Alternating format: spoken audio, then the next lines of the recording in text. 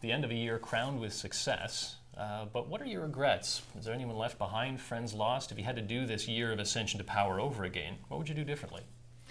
Well, there's no doubt that picking a cabinet is a very difficult task. I mean, there's such a wealth of talent in our caucus, and there are so few positions that it's a very difficult job. And so I guess that was probably the most difficult part of it all. But essentially, I think the opportunity really to to begin the decade, build this country, is it's a tremendous opportunity, and I'm very, very excited about it.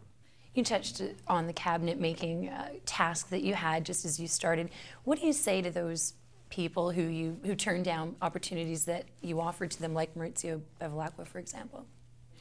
Well, I felt very badly about that. Maurizio is a friend. He's got great talent. I really had wanted him to work very closely with me on the restructuring of government. He didn't want to do that under those circumstances. He might have done it under others. I just I feel badly, and those are the things that happen, unfortunately.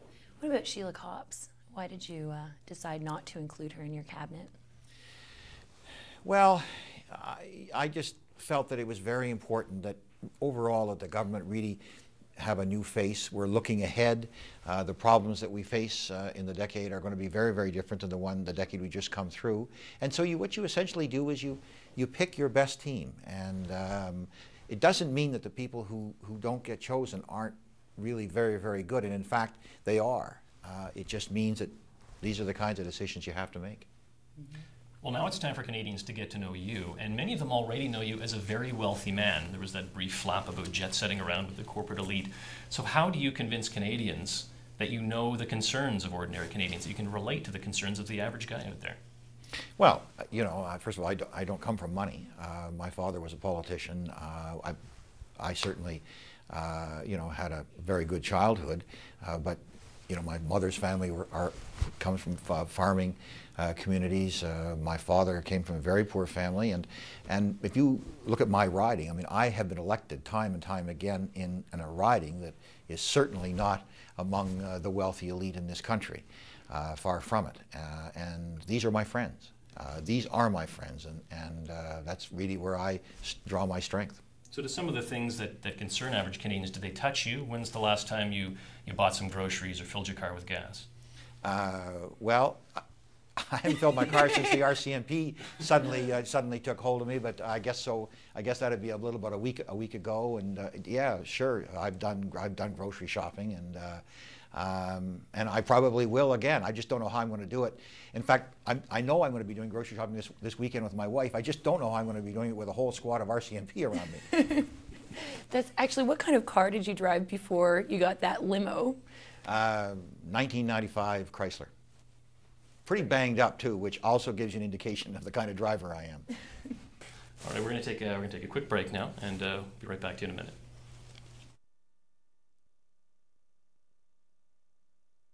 You've been known, Mr. Martin, for trying to re-engage the young people of this country, especially heading forward into the next election. What's your definition of a hip or a cool politician? And are you it?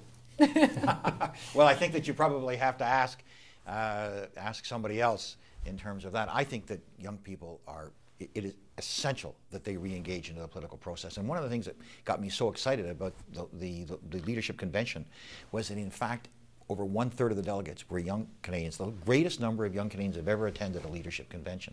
And they were right across the country, and they just bring a dynamism. But the main message to them is that they're the ones that are going to be making the decisions. This isn't a question of get involved now so you make a decision in 10 years. It's get involved now so you can make a decision, you can influence policy right away. And they're tremendous. Now, you're a devout Catholic, we know this. How would your faith guide you in dealing with same-sex marriage, which is going to confront you very shortly? Well, I mean, there's no doubt that that a part of your value system comes from your faith, and that certainly is the case in my case. But I believe very strongly in the separation of church and state, and that I will approach an issue as a legislator.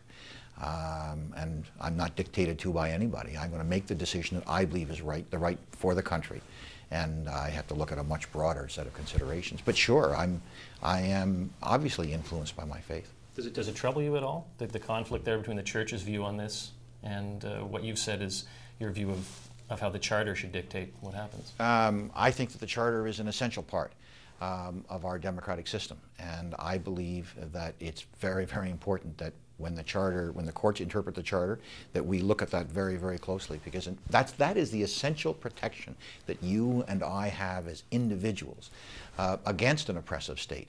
And so, no, but if the answer to your question is, does it trouble me? No. These are the decisions you have to make. If I could just jump in on one more thing on that point. Are we going to see a resolution of this question before the next election? And you've promised to do a lot of consultations, but when the consultations come to an end, do you think you've got the leadership timber to stick with whatever the final decision is? When the consultations, when the debate comes to an end, then the decision has to be made. What I have said, however, is that if you're going to bring the population with you, you have to have that debate. It's got to be a national debate. It's got to be in Parliament. Big cities like Toronto are struggling with huge infrastructure problems. What will big urban areas in this country look like a decade from now if you get your way and you manage to get a new deal for municipalities through? They're the engine of growth. They're where all of the economic activity, the creativity takes place. They're also on the front lines of most of our social problems.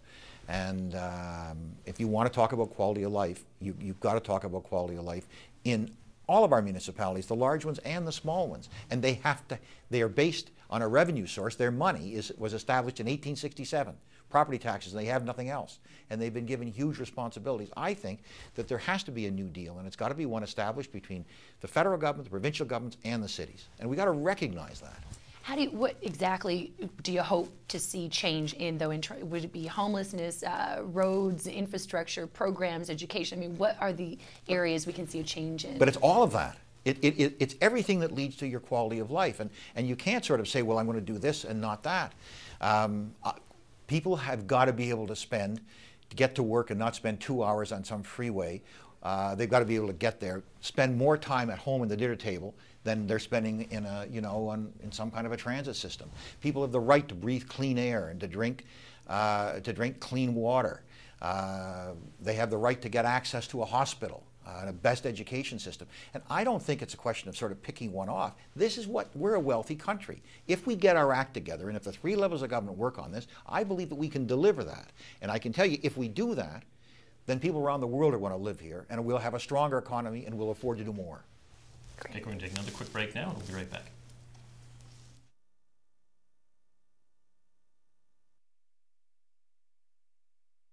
Let's talk about foreign policy. We heard the U.S. President George W. Bush say this week that, as far as he's concerned, Saddam Hussein deserves to be executed. Do you agree? I personally do not believe in the death penalty. What's important in this trial is that that the trial be creditable, that it be just. And that means obviously there's going to be Iraqi involvement, but there also has to be a very important aspect of international involvement to ensure that that's the case. And we'll see as the evolution of how international law deals with these kinds of issues. The fact is that international law right now would not permit the death penalty, but on the United States, neither the United States nor Iraq have signed onto the particular covenants. And so essentially the courts are going to decide. What's most important is that whatever decision comes down is one to be seen to be internationally credible. Speaking of the United States, where do you see your relationship with the American president going? Will you go to the ranch, hang out? Do you see a more friendly relationship evolving over time with George Bush? Well, the first responsibility of a Canadian Prime Minister is to defend Canadian interests, and I'm going to do that. But I believe that that can be done and have at the same time, a constructive tone between the President and the Prime Minister. And in fact, I had a very good discussion with the President this week, and I'll be seeing him at the beginning of January in Monterey, and I'm going to lay a number of Canadian issues on the table in front of him, and we'll discuss them. I also think we've got to go wider. I think Canadian parliamentarians have got to deal with Congress and the Senate on a much more sophisticated basis than we do now. So I think it's a combination. I think that you can have a friendly relationship with the Americans, but also the most important thing is defend Canadian interests. There's been a sort of an emphasis for the last 10 years on golf diplomacy. Chrétien played golf with Clinton. He didn't play golf with Bush. So let's play it on that level. Are you going to play golf with Mr. Bush if you get the chance?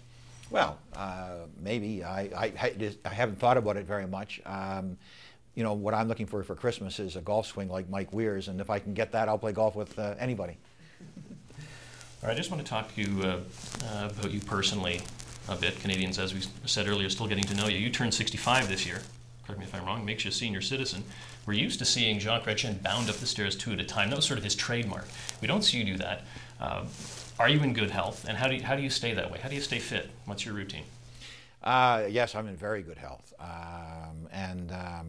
I suppose I could bound up the stairs. I used to be on the 4th floor, and I used to run up 4 flights of stairs. But I'm not sure that I'll work out and keep myself in good shape. And I'm not sure that running up and down the stairs is the way I'm going to do it. Do you have a routine, a personal trainer? Or how do you do it? Yeah, I've got to say that more in theory than in practice. Like a lot of Canadians. Like a lot of us. A gym membership you never used. Yeah, that's exactly right. Yes. Where will you spend the holidays, Mr. Prime Minister? I'm going to, we're going to have Christmas at my farm. In fact, it's going to be a great Christmas day. I mean, the whole family is going to be there, and we're going to, the biggest thing that happens in us at Christmas is that there's a huge fight as who sets the table, who has to clear the table. What are you going to do?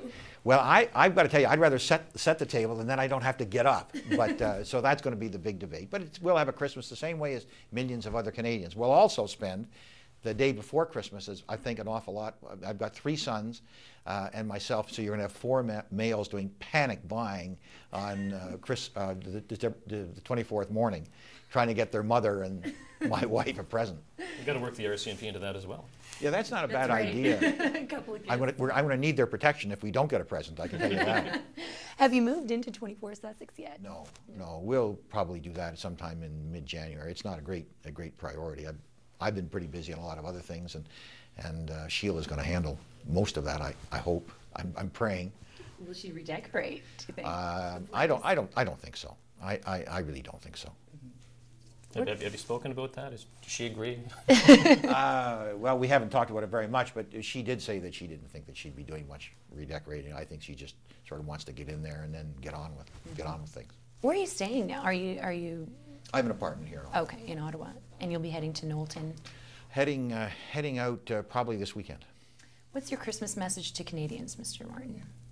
That we're an incredible country. We are a confident people. But we also show such tremendous respect to each other. And when I see the lack of social cohesion in other countries, and then I look at the way we live together, I think we are indeed blessed. I couldn't live with myself if I didn't ask you this. Are we going to the polls in April or May? I couldn't live with myself if I answered your question. Is it earlier rather than later? It's a possibility, but I really haven't made a decision on that yet. We've been very, very busy getting the new government in place. We've made a lot of decisions in a very, very short period of time. We have a very ambitious agenda, and I really want to get that well launched, and then we'll cross that bridge. Prime Minister, we really appreciate your time and all the best for the holidays. Well, and same to you. Same to you both, and same to everybody who's watching. Thank you very much. Good morning. Hi. Hi. How are you?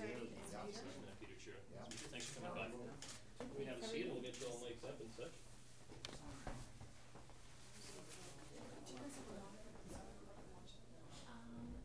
Is you all warmed up, sir? Ready to go. First interview? Ready to go. They were gentle with you over there. Not bad. It's Christmas. Absolutely. I guess I'll just get their last few arrangements made. Check our microphones.